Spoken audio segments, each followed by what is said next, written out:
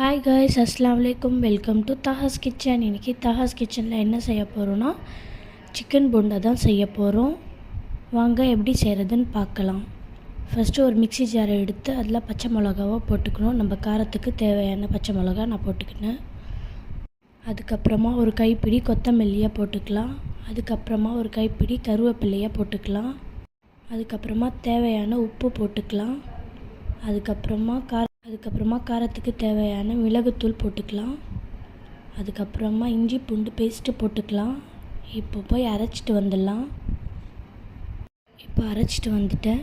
இப்போ சிக்கனில் சேர்த்துக்கலாம். இப்போ நல்லா மிக்ஸ் பண்ணி வச்சுக்கலாம். இப்போ நல்லா மிக்ஸ் பண்ணி வச்சுட்டு ஒரு 2 மணி நேரத்துக்கு வைக்கலாம். நான் 2 மணி நேரம் வைக்கிறேன். நீங்கள் ஒரு அரை மணி நேரம் வச்சாக்காவே போதும். இப்போ நல்லா ஊறிருக்கு. இப்போ நான் பஜ்ஜி போண்டா மிக்ஸ் ரெடி பண்ணியிருக்கேன். இதில் எடுத்து நான் டிப் பண்ணி ஆயிலில் ஃப்ரை பண்ணுறேன். இது உருளைக்கிழங்கு போண்டா மாதிரி ஷேப்பாலாம் வராது, கொஞ்சம் அப்படி இப்படி தான் வரும். ஆனால் டேஸ்ட்டு நல்லா இருக்கும். நீங்கள் செஞ்சு பாருங்கள், ஒரு வாட்டி ட்ரை பண்ணி பாருங்கள். கண்டிப்பாக பசங்கள்லாம் விரும்பி சாப்பிடுவாங்க.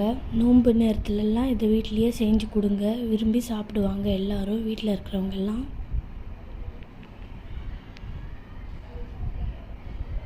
டிப் பண்ணி போட்டுக்கலாம் ஒன்று ஒன்றா எடுத்து.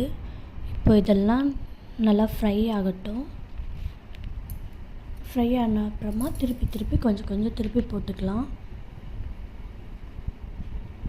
நான் ஒரு கையில் செய்கிறதுனால எனக்கு கொஞ்சம் சரியாக வர மாட்டேன்ருக்கு.